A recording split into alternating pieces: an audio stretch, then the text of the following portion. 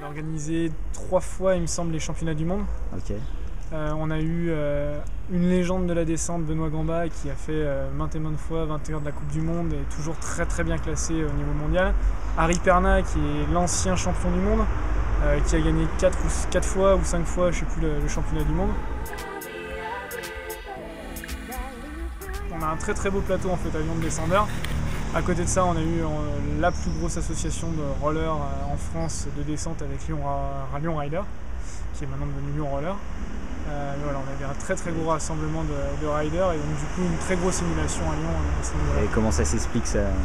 Qu'on a de très belles pentes déjà, on a la Croix-Rousse, Caluire, les Monts d'Or, qui sont une belle pente d'entraînement. Et puis surtout qu'on a eu toujours un gros dynamisme à Lyon au niveau du roller, notamment dans les années 2000 avec Génération Roller, qui est l'association un peu historique de Lyon. Où tout le monde est plus ou moins issu de cette association dans le milieu du roller à Lyon.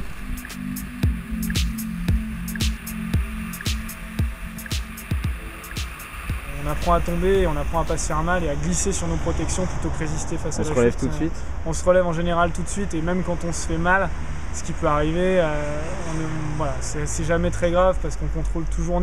Quand on sait qu'on ne peut pas éviter la chute, on essaye de viser l'endroit où chuter va faire moins mal. Voilà.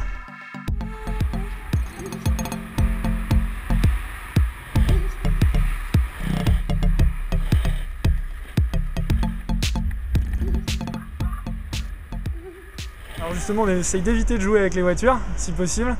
Donc on se synchronise avec les feux rouges, de manière à partir juste après que les voitures soient parties, donc puis on n'est pas derrière, que le feu rouge soit passé.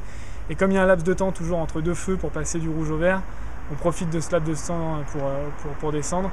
Et de manière générale, on essaie de descendre sur des descentes qui sont à sens unique, pour éviter de croiser les voitures de front. On évite de faire ça à 19 h quand tout le monde rentre du travail, plutôt un peu plus tard dans la soirée, 20 h 30, 21 h.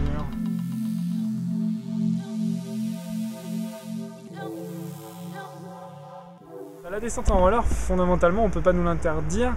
Alors le roller, réglementairement, on est considéré comme un jeu de rue, au même titre que la corde à sauter. Donc l'amende maximale qu'on peut nous donner, c'est 4 €, 7 € majorés. Donc c'est très très rare qu'on se fasse arrêter par la police, mais historiquement, comme on est quand même très actif depuis les années 2000 en descente en roller, on est toléré par la police le mercredi soir et pas les autres jours de la semaine. Donc si on nous prend à descendre le mardi ou le jeudi, on aura une tendance à se faire plus réprimander que le mercredi soir. Okay. Après, ce qui est interdit fondamentalement, c'est de s'accrocher aux voitures pour remonter. Après, faire de la descente en roller, je rentre chez moi, je suis en roller, je descends une pente, je suis difficilement réprimandable.